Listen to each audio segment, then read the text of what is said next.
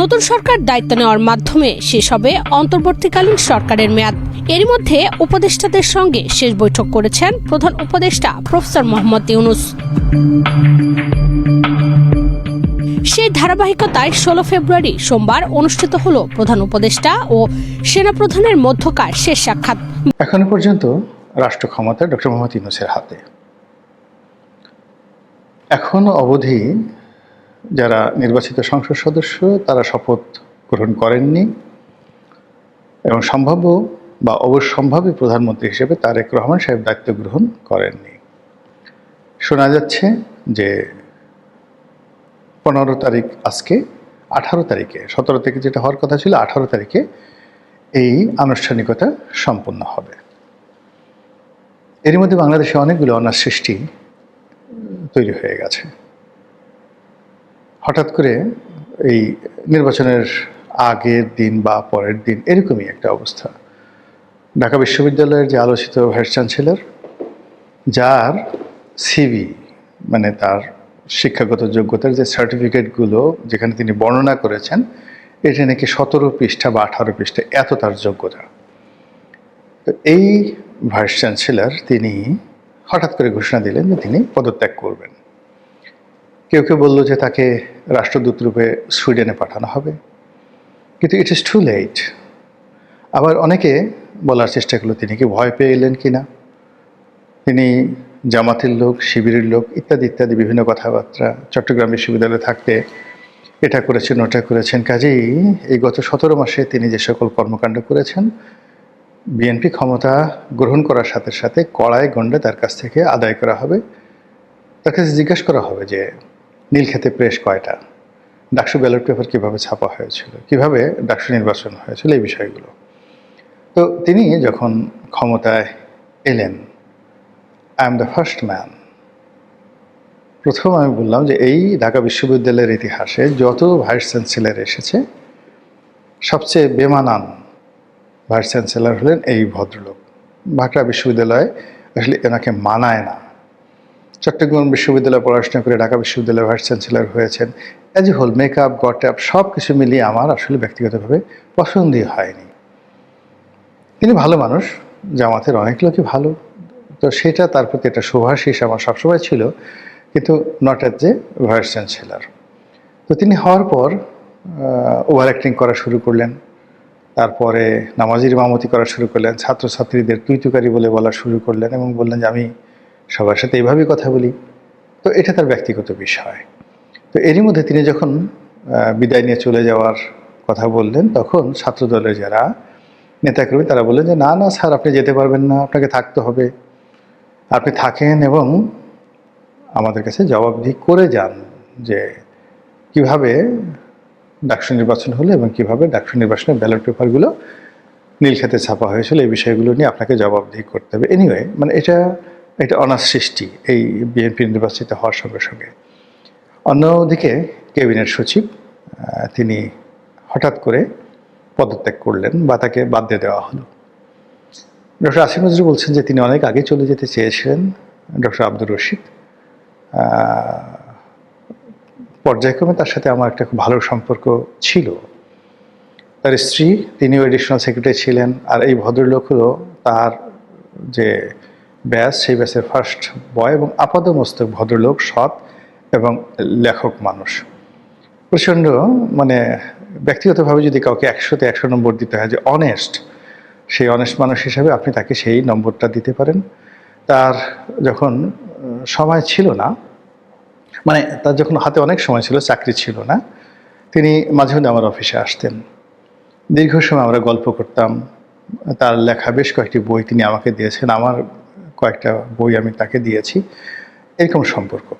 তো হঠাৎ করে তিনি যখন একেবারে প্রথমে শিক্ষা সচিব হলেন, তারপর ক্যাবিনেট সচিব হলেন, আমার কাছে মনে হলো যে জিনিসটা ভালো হলো না।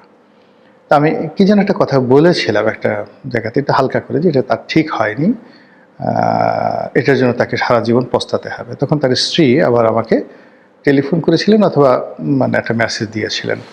তখন আমি তাকে বললাম যে ভাই, আমি আপনাদের পরিবারের আপনজন মানুষ, আমার কাছে যেটা ভালো মনে হয়েছে আমি সেই কথাই বলেছি। এনিওয়ে, ওনার সঙ্গে আমার যে সম্পর্ক, তাতে গত 17 মাসে উনি ক্যাবিনেট সচিব, তার সঙ্গে আমার দু একবার কথা হতে পারতো, কিন্তু কখনই মানে আমার যে অভ্যাস, অনেক বড় বড় মানুষের সাথে আমার খুব ভালো সম্পর্ক, কিন্তু আমি যেই মুহূর্তে সে ক্ষমতাধর হয়ে যায় আমি তার থেকে 133 মাইল দূরে থাকি।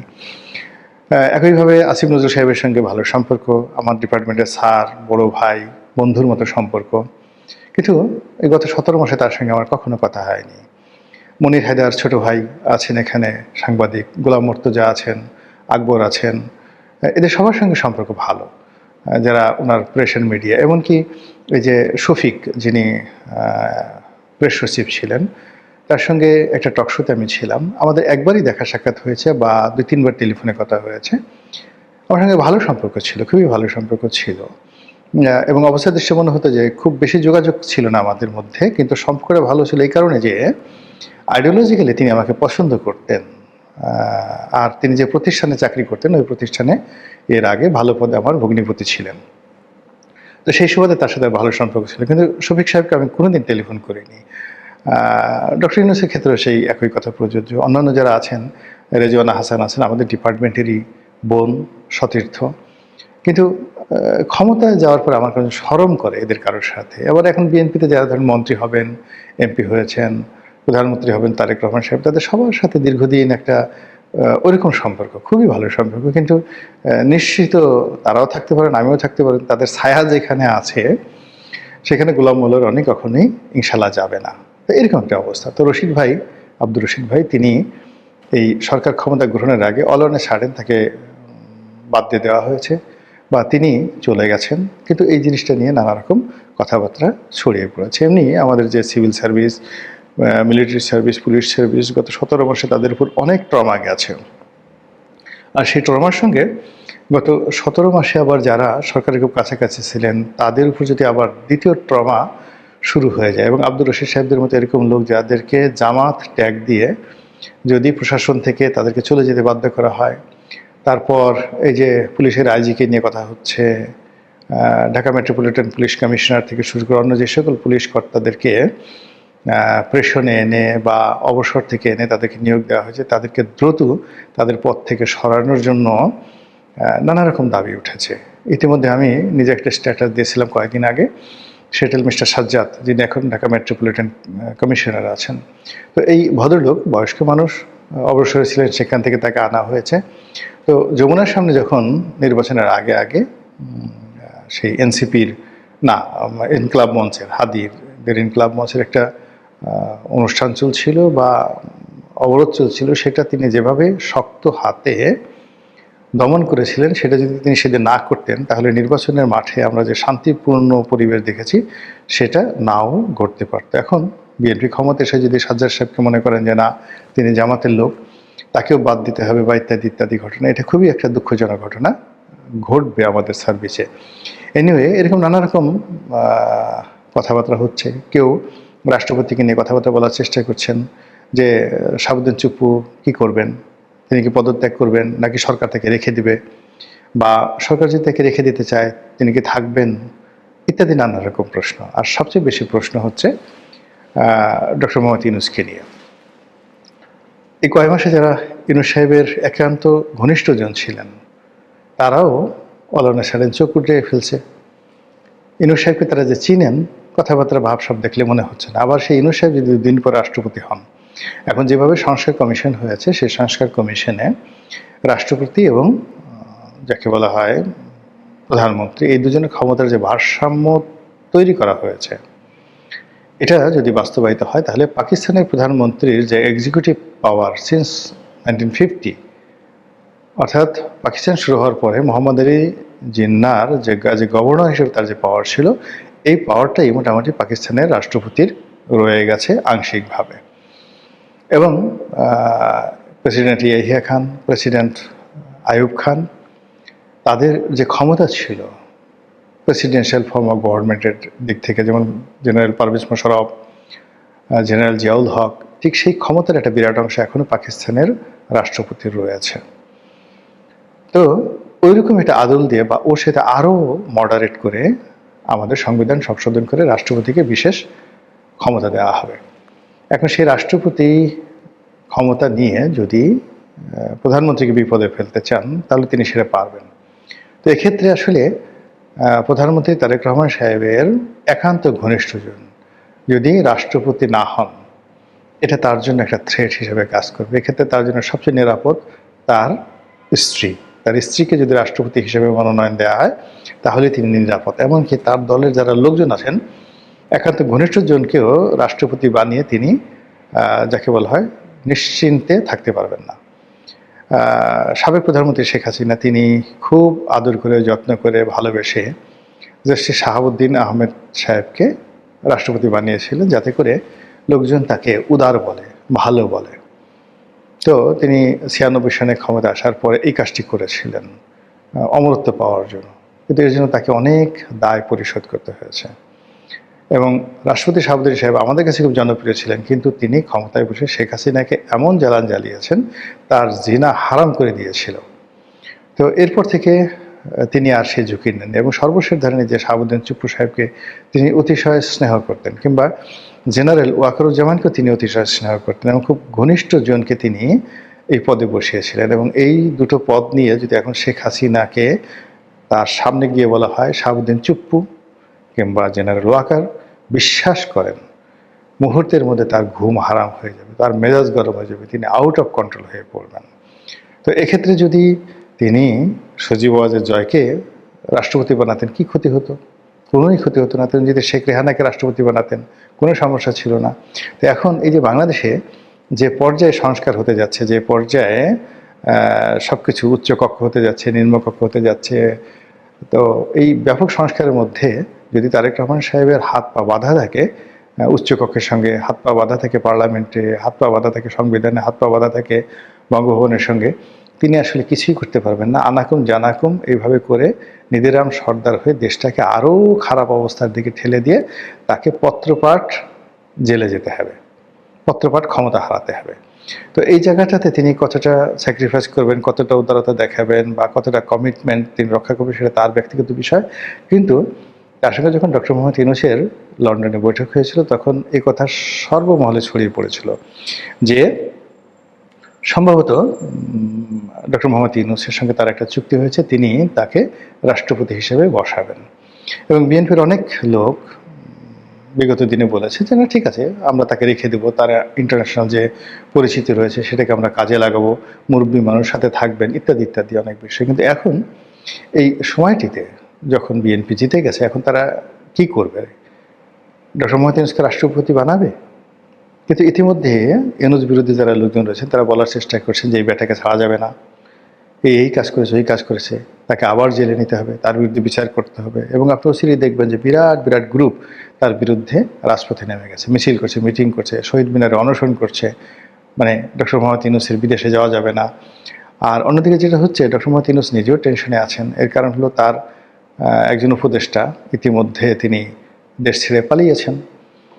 তারপরে আরও বেশ কয়েকজন এই গত 17 বছরে যারা খুব বেনিফিশিয়ারি ছিলেন, তার মধ্যে উত্তর সিটি কর্পোরেশনের যিনি মিস্টার রেজাদ ছিলেন, তাকে নিয়ে বহু কথাবার্তা হচ্ছে।